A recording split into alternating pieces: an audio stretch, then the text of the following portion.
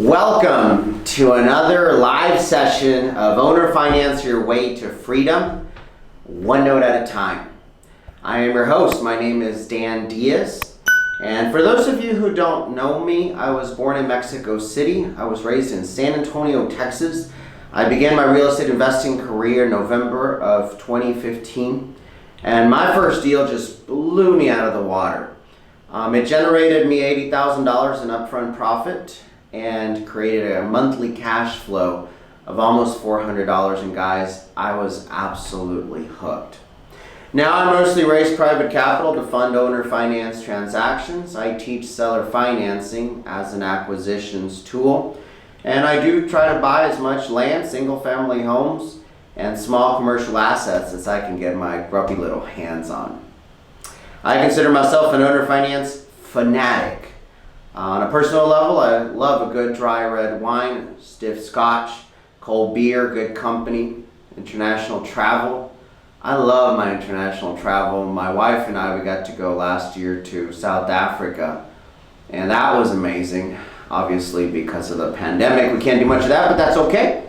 We're enjoying life as it is. A couple weeks ago, we did have some fun time at the Texas Hill Country. We went to Fredericksburg, and we went to a couple of vineyards, so that was fun.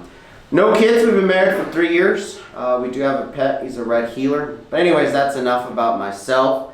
Why was this group created? Now, for those of you who are watching this video for the very first time, Owner Finance Your Way to Freedom is a Facebook group that allows you to connect with individuals who are real estate investors, but more importantly are focused on note creation and really being the bank. So a little bit about this group. I believe that as the financial markets change, our survival will depend on our ability to swim these uncertain and tumultuous seas. Moving forward, I believe that acquiring properties with seller financing will be paramount to growing your portfolio. I certainly think it will be paramount to growing ours. How's it going, Mr. Alan Goldstein? Good to see you. Hi to you as well. What can you expect to get out of this group? Well, I've made a personal commitment to use this platform as a way to share our experience, our tools, and our skills to help you sharpen your creative financing acquisition teeth. I want to make sharks out of you so that you can devour every opportunity in your market. I will do this by creating an environment that brings together seasoned great white sharks, people who have a proven track record of devouring their leads in their markets. As a matter of fact, when you came into the group, there was a question posted for what was your experience with notes? And one of the questions was, who currently possesses more than 10 notes? And it was interesting that a few of the people who answered that they own more than 10 notes, to my surprise, are people that I know personally, that I trust, that I seek advice from on a regular basis, and people that if you see them post or comment in the group, I want you guys to really pay attention to them. Because these are not gurus, these are durus. They're actually doing this. Some of these names are as follows: Haroldo Villarreal, Charles Hernandez, Zach Coppinger, Ricardo Rosales, Aaron Sams, RJ Bates III, Robert Ibarra, Dan Satovsky, Justin Flowers, Jeff Villali, Manuel Cerrillo Jr., and Sri Gan. If I missed anyone, by all means, shoot me a direct message, a private message. I'd love to get to know you and see what you're doing in your market and what you're doing in regards to creating some awesome notes. What do I expect from you? This is a free group, absolutely, but I do have expectations for you guys as well. What do I expect for you? Real simple, I expect you guys to be sharks. Now, what do I mean by that? To me, sharks is an acronym that has the following letters, SHARKS. And to me, this identifies a person that is headed in the right direction when it comes to mindset, education, and training. Sharks, S, someone who pledges to succeed mercilessly. H, someone who hates mediocrity. A, accepts no excuses. R, someone who resolves to be action takers. K, someone who kills their bad habits. And S, someone who shares what they learn. This is the mentality of the sharks that I will breed in this Facebook group. Now, talking about the group, let's talk a little bit about its growth. It began April 25th of 2020, just a couple of months ago. As a matter of fact, it kind of was the result of the pandemic. However, in the last couple of months, we've grown to 1,575 members. 22 were added just in the last 7 days, and I'm super excited for those who recently joined. Now, for what most of you guys came here, the questions, live Q&A, deal analysis, and why not a little bit of training. We got a couple questions this week, and I'm just going to go ahead and dive directly into them. If you have any questions that you didn't post in the group, by all means, just go ahead and comment them. I'll get to them afterwards, and I'll give you guys my best opinion on them. First question we got, Mr. Josh Fassler. If I totally mispronounced your name, I'm so sorry. But Josh says or asks, I work full-time and I own several single-family residential rentals in the DFW area, and I would like to start sourcing my own deals, rentals, and owner finance notes to add to my portfolio. 1 to 2 a quarter would be fine. I would use my own cash. For someone like me who has never wholesaled or done any marketing, any suggestions on the best way to begin my efforts? Think back to before you were a badass. I was never a badass, I promise you. What would your current self tell your newbie self? It's a really good question, and in my opinion, what I would tell my newbie self were to be to treat this as a business. The income potential is phenomenal, and sometimes that can throw us off. A little bit about my background. Before I got into real estate full-time, I was general manager at Palm Harbor Homes, and I did walk away from a very generous six-figure income. So I needed to replace a good amount of money, and that pushed me to really dive deep into it full-time. It was a hustle every day, and I really tried to do my best to connect with sellers as much as I could. Now, my path is a little bit different than yours. You've already got a couple of single-family homes. I don't know if you have a full-time job. You didn't mention it. So I don't know if you have more time or income, but it does say that you would be using your own cash, so that kind of leads me to believe that you might have a little bit of disposable capital. This is what I would do. Find a list source that you can get on a monthly basis. In the DFW area, you're going to need about 3,000 to 5,000 leads. Make sure they are skip traced. You want to look for absentee out-of-state owners. And then connect with a virtual assistant who will essentially be serving as a cold caller. We use virtual assistants, cold callers from Honduras and Nicaragua. I like them because they speak Spanish. They speak Spanish, so that helps us a lot when it comes to our Spanish-speaking market. We've been getting an average of about, so for every full-time cold caller, you should be getting about 2 to 3 warm leads. Now, once you have those warm leads, those are the ones that you can focus on. Go ahead and give them a call. You want to go direct to the seller, and the first thing you want to do is, can I buy it for cash cheap? Our first offer is always 50% of fair market value. The second thing is, if you qualify by being free and clear, if you qualify for seller financing to be the bank, then that's the second offer that I present to them. Now, so when it comes to seller finance offers, there's a couple different strategies. Option number one, you can offer them full fair market value in exchange for 15 years to pay. Equal monthly payments, 180 equal monthly payments. The value proposition here is that, look, I can't pay in cash everything that you're asking unless you give me 15 years to pay. Now, another angle that you can kind of take it is, I'll let you be the bank if you give me my price, which is about half off, and I'll give you 8%, 9%, 10%. I went ahead and posted in the group a comment, and it's true. 50% of loan to value at 10% to 30 years pays out 150% of the original LTV. So let's say that a home is worth $100,000. If you offer $50,000 with a 10% interest to 30 years, it pays out $150,000. However, here's kind of the kicker.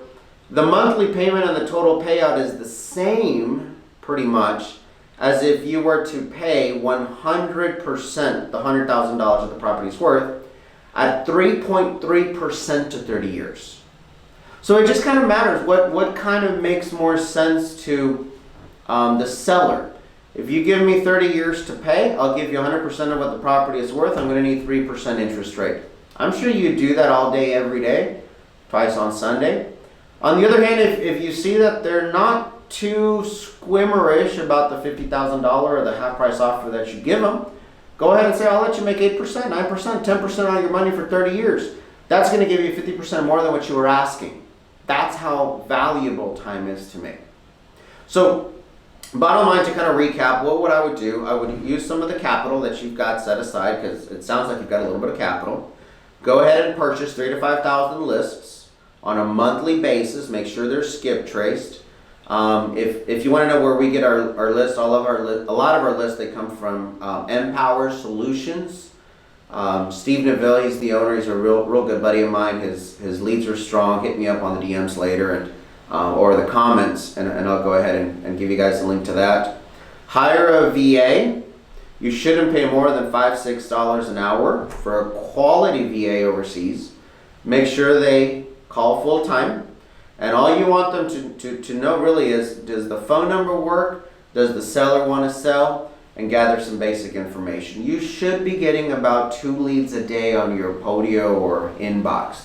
And go ahead and follow up with those. It shouldn't take you more than 20 to 30 minutes a day to follow up on those leads. And if you've got a full-time job, that should be more than enough. You should be able to close a minimum of 1 per month, either with cash or on terms. So anyways, I hope that kind of answers your question.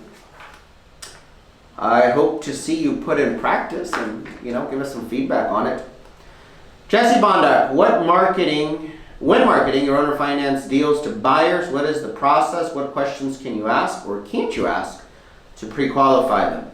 So regarding the questions that you can ask anything that doesn't appear to be discriminatory. So one of the big questions that I ask is, how much cash to close do you have? I look for 20% total cash to close.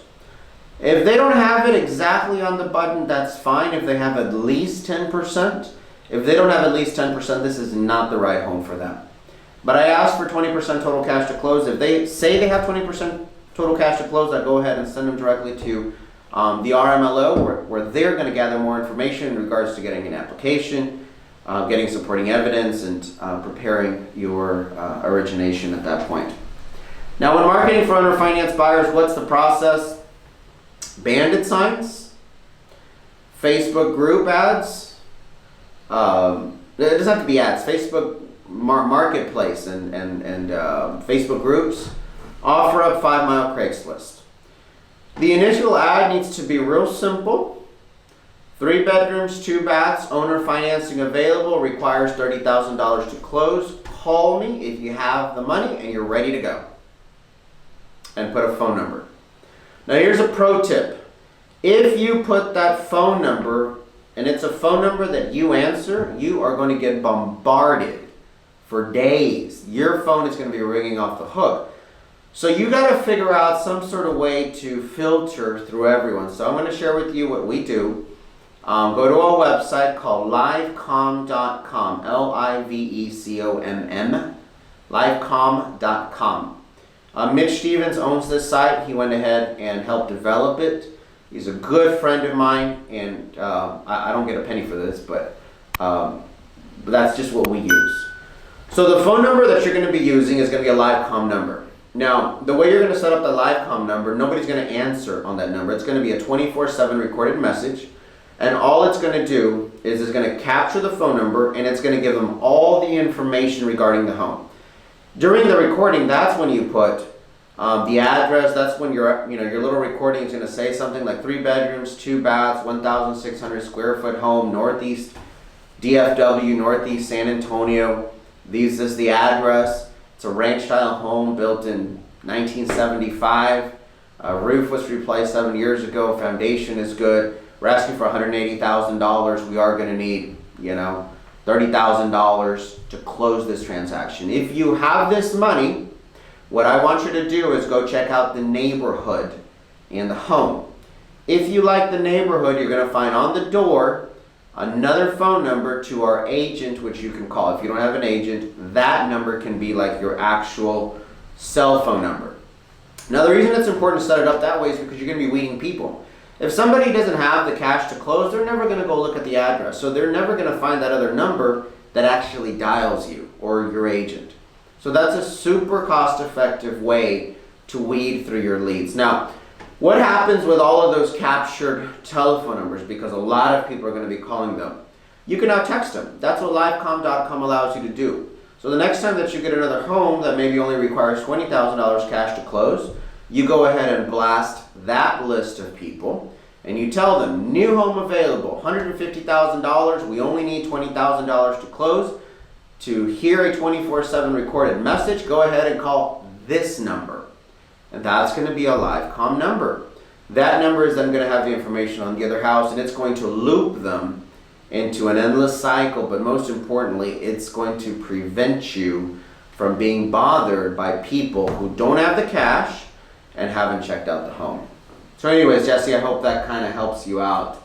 We've got a few more people on our live feed. Miss Sylvia Williams got a couple questions. What strategy would you suggest to work listed properties? Call them. I don't know if I'm missing something, but just go ahead and call them. When you're dealing with listed properties, just kind of keep in mind that you're dealing with an agent. So there's going to be somebody in the middle. It is a little more challenging because of that person in the middle who is representing the best interest of the seller. However, they are supposed to present every available offer to the seller. So I would call the agent, say I'm a real estate investor in your area. I'm looking to add a few more homes to our portfolio. I'm curious if your seller is open to a term offer that will give them cash flow for the next 30 years. If they are, then maybe we can have a dialogue on the best way to structure it. They're going to tell you to submit an offer. My response always is, I don't submit offers. I do deals that work for the seller and for myself. So I don't submit offers. I do deals that work for the seller and myself. So the only thing whenever I talk to agents on the MLS, and we do offers on the MLS every once in a while, is your seller open to a dialogue? If your seller's open to a dialogue, then let's go ahead and start the dialogue. If they're not open to a dialogue, if all they want is an offer, then I'm probably going to be wasting my time, and I'll probably be wasting their time too. So best of luck with your listing. That's generally how we deal with listed properties. Home key servicing. Hi to everyone, Josh. Perfect. You like my answer, Josh? Go get yourself a VA. Go get yourself lists, man. Alan Goldstein, why an installment sale and not a lease with option to buy? Great question. So I'm going to preface by saying that I do most of our, actually really all of our investing in Texas. Lease options in Texas, while not illegal, are frowned upon and highly restricted. So while not illegal, they are frowned upon and highly restricted.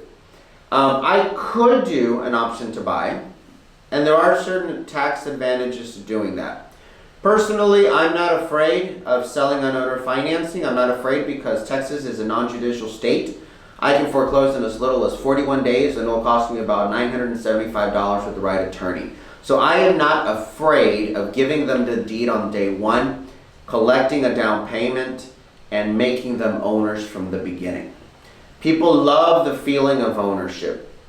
The other reason why I don't like to do lease with options to buy is when it comes to owner financing, there's basically three groups of buyers.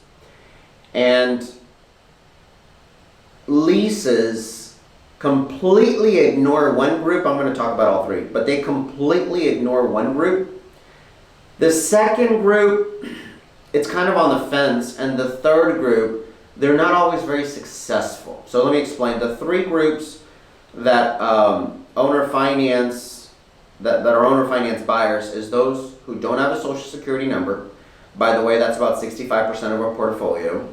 The second group is self-employed individuals who either underreport or they haven't had their 2 years that are required by most mortgage brokers. And number three, bad credit folks. So leases with option to buy, they tend to work, they don't work with no social people. They're never going to be able to qualify for a mortgage. So you're completely alienating to that group. And by the way, if I ever catch you guys doing leases with option to buy with people who don't have social, that is absolutely unethical. They will never be able to get a mortgage. There is no reason why you should put them on a lease with option to buy. Now the self-employed folks, they're going to have to pay a ton more taxes to qualify. And that's not fun, for the lack of a better term. So putting them on a lease with option to buy, that only works if they know that they're going to have to report all of their income. They're going to have to pay a ton of taxes, so that might not be super advantageous. And the bad credit folks, they fall into two categories. Category number one is people who simply don't know how to pay their bills. They're never going to be able to fix their credit, and they're never going to be able to exercise their option to buy. And the last group of people on the bad credit side that might work is people that I like to call people that bad things happen to good people in the past. So for example, these are talking about your big Ds, your death, divorce, disease, deployment situation. Bad situations in their past destroy their credit. Doesn't really affect them now, but their credit score hasn't really caught up. These are the only group of people that leases with option to buy tend to be successful. The people who don't know how to pay their bills, the self-employed folks, and the ITIN buyers without social security numbers, it doesn't help them. So that's the reason why I prefer doing a straight installment sale, an owner finance transaction. Besides, I can foreclose in 41 days in Texas.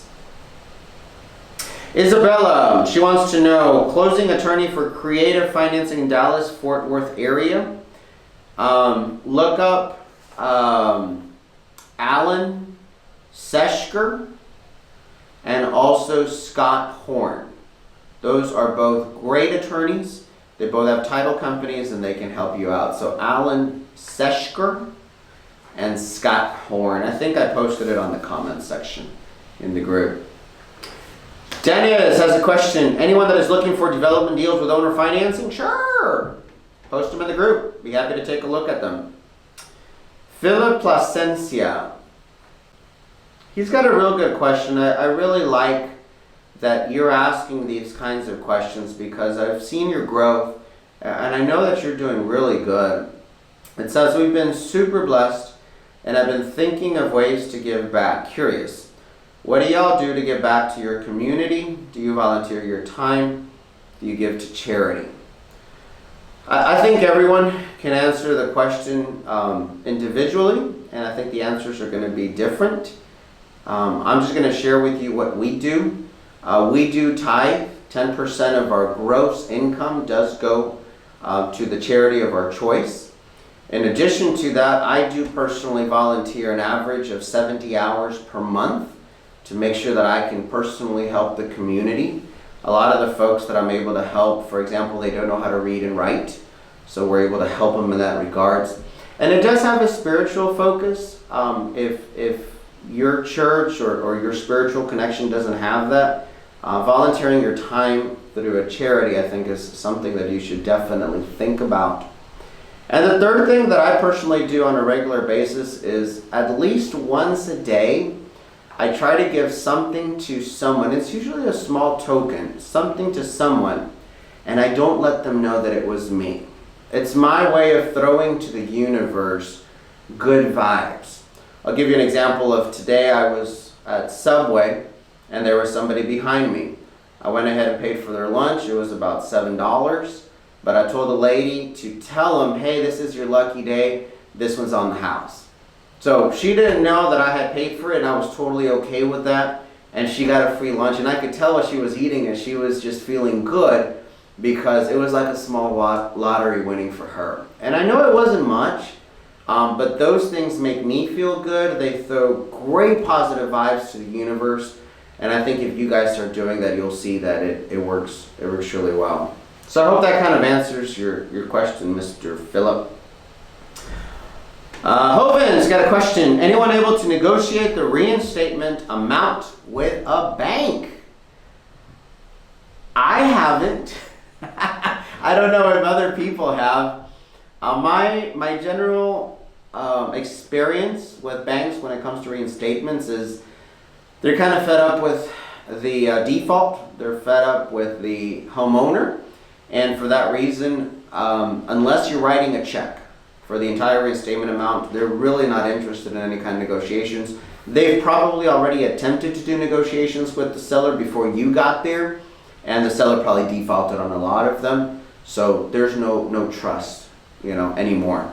And of course, you can't come in and say, hey, I'm the investor. I'm going to be purchasing the property subject to the existing financing. I'm going to be taking the deed, which I know goes against your rules. And by the way, can we negotiate that reinstatement? I know you and I don't have a relationship, but please, can you trust me?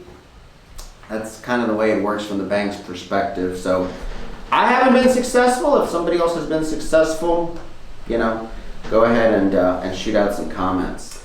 Matthew, hey, Dancito, I've got a lead on a small portfolio in South San Antonio. 3 single-family duplexes or dwellings, maybe. I don't know. It just says SFD and 1 duplex. There's no mortgage on them, and the seller wants close to retail. Any advice on how to structure a seller finance offer? Absolutely. So I can pay, or you can pay, full fair market value, provided you get phenomenal terms. You want to get terms at least equal to or better than the bank. So what are the terms that the bank is offering? Bank is offering 0 down right now. If you're a veteran, they'll offer 0 down. USDA loans, 0 down. Even FHA loans, which 85% of the loans are FHA, 3.5% down. So 3.5 or 0 down. Interest rates are an all-time low. I've seen interest rates in the 2.5%, 2.75, 3.0. So if this seller wants to be the bank, I can pay full fair market value. I'm happy to do it all day, every day. I'm going to need 30 years to pay, no balloons, no prepayment penalties, 0 down or 3.5% down as a maximum, and a 3% interest rate, which is current market interest rates. You give me that, Mr. Seller, and I can go ahead and give you full fair market value. You want to be the bank? I'd love for you to be the bank, but I need to be treated like the bank customer in today's market conditions. If you need help negotiating that situation, hit me up, and we'll see what we can do with it. England Hall, who should I target to find these deals? The problem is in your question. Now, I know you didn't think about the question. It's okay. But your question is how to find these deals. These deals are not found. They are negotiated. These deals are not found, they are negotiated. So why am I saying that? There's no magic list of seller finance deals at 0% down, 0% interest, no balloons, no prepayment penalties, amortized to 30 years. That website does not exist. May never exist. I don't know. Doesn't exist right now that I know of. What you have to do is learn what candidates for seller finance transactions look like. It needs to be free and clear, or they need to have a good amount of equity. On average, about a 50% equity position. If they have that, then they qualify for a term offer. And if they qualify for a term offer, then the negotiation can begin. I didn't mean to beat you up over it, but in all due honesty, these deals are not found. They're negotiated. By the way, if you guys haven't read this book, let me see if I have it here. I think I might have lent it out. Oh man, I think I lent it out. But it's Chris's Voss book on, yeah, I think I lent it out. He's got a book. Chris Voss used to be a negotiator for the FBI bomb division, and he published a book called Never Split the Difference. Love that book. You need to stand firm on the value proposition of what you're doing. And if the seller is unwilling to budge, then you need to move on. They're not motivated. We can only profit from motivated individuals. Hope that kind of answers your question, Mr. England. I'd like to move on to a deal that I'd like to share with you guys. And this is the power of being able to kind of think quickly and kind of analyze things quickly. I had a wholesaler call me up, and I'm just going to share the numbers with you guys. He had already pitched subject to the seller, which I agree. There may not be enough equity in the transaction for a cash purchase. It's a 3-bedroom, 2-bath, 1,600 square foot home built in 2018 in Laredo, Texas. ARV is about $160,000. The unpaid principal balance is $112,000. Here's the part I love. Reinstatement, 0. Cash to seller, 0. Therefore, cash to close, 0. Repairs, based upon the pictures, I estimated about $5,000. Some very deep cleaning, carpet's a little stained. There's a little bit of damage on the walls that needs to be touched up. So it's all cosmetic. Foundation is good, roof is good, everything is good. Interest rate 5.75% fixed for 30 years. It's a little higher than I would like it. I love the 4 or 5%. This one is close to 6%, but I'll take it. Years remaining 28. PI payment is $585. Is this a deal? Deal or no deal? I say this is a deal. Absolutely. What are some of the things that I like about it? One, the equity position. I've got about $48,000 in equity position from day one. Love that. Second thing I like about this deal, 0 cash to close. Now, we did talk about a $5,000 assignment fee, but this is where the negotiation comes into place. It's going to be paid to him when I locate an owner finance buyer. And the only reason I'm doing this is because this deal is in Laredo, Texas, and I have no idea how long it's going to take me to locate a buyer. But nevertheless, cash to close, $0. So I like the repairs, $5,000 or less. I like the cash to close. I like the instant equity. I like the interest. I wish it was better, but I do like the interest. What's going to be the exit strategy? I am going to go ahead and wrap it and do a dual note origination. Sales price is going to be $159,995. $160,000, round numbers. Cash to close is going to be 10%, $16,000. I'm going to go ahead and create 2 notes. This is going to help protect myself in case there is a due on sale clause that is actually enforced later on. How is it going to protect me? When I create these 2 notes, the first note is going to wrap the debt, and the second note is going to wrap the profit, and that'll allow me to sell that note in a heartbeat at minimal discount if I ever need to. First note is going to be $120,000. We're going to originate that at 9% to 30 years. That's going to create a PI payment of $965. Second note is going to be for $40,000. That's going to be originated at 11% to 30 years. That's going to create a monthly PI payment of $380, a combined PI payment of $1,345. The cash that we get when we sell is going to be about $12,000. Now, I know I said $16,000. It's going to be about $4,000 in closing costs. $12,000 is going to be allocated to an account in case there's ever any defaults in the future. Some of you are going to put it in your pocket because that's okay too. I don't recommend you put it in your pocket. We put it aside, in case there's any kind of defaults in the future. The cash flow on this bad boy, man, it is gonna blow you guys away. $760 per month. In addition to that, there is an instant $48,000 in equity capture from the beginning if we do sell it at $160,000. Now what does this mean? If everything plays out well, I have zero money into the deal. The wholesale fee is going to come from the owner finance buyer.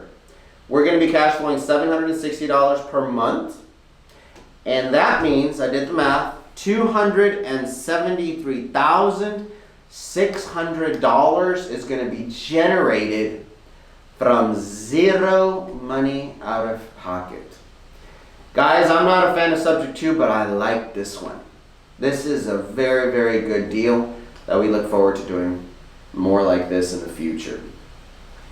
John, what if the property is vacant and needs extensive repairs? Property is free and clear. Great question, John. Most of our properties need extensive repair. We sell them as is, where is, how is. Go ahead and mow the grass, trim the trees, take the dead cats out and bomb it with Fabuloso and price it accordingly. You don't need to rehab it. At least we don't rehab it. We clean it up, put it back on the market. Now you got to make sure it's priced appropriately. That is super important. You got to make sure it is priced appropriately, taking into consideration the repairs. Generally speaking, we'll price homes that need extensive repairs, ARV minus repairs. So if a home has an ARV of $200,000 and it needs $40,000 in repairs, I'm going to put it on the MLS for $160,000. And I'm going to let the market dictate what the final price is. All right, guys, moving along. I went ahead and did a post earlier today, and I want to talk a little bit about it. It's called Seller Finance Math. Seller Finance Math. 50% of LTV, loan to value, at 10% to 30 years is the same exact amount as 100% of LTV at 3.3% to 30 years. Why is this valuable information to you when you negotiate? It's okay to pay a ton of interest. I mean, ton is figurative, 10%. If you're getting plenty of equity in the transaction. Now, on the other hand, it's okay to not get any equity. You can pay full fair market value, provided you get phenomenal terms. No money down and a very low interest rate. Both outcomes are exactly the same. I prefer getting it half off. And the reason is this. I always prefer the equity. And the reason I prefer the equity is because if my owner finance buyer chooses to refinance or they win the lottery and want to pay it off, I'm going to get a payday on the back end when I have a 50% equity position. So there's definitely an advantage to getting a discount versus necessarily a low interest rate. However, the cash flow is exactly the same. Now, most of the time you can't get it, you're not going to get it half off, and most of the time you're not going to get it at 0% interest or 1% or 2% or whatever. Sometime, however, keep that in mind because most of the time the way the negotiations kind of end, you end up somewhere in the middle. Maybe you end up paying 80% of fair market value and you pay 4% interest. Both are perfectly fine. Maybe you end up at 90% of fair market value and you pay 1.5% interest.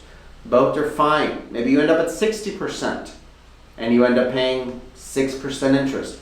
Both are fine.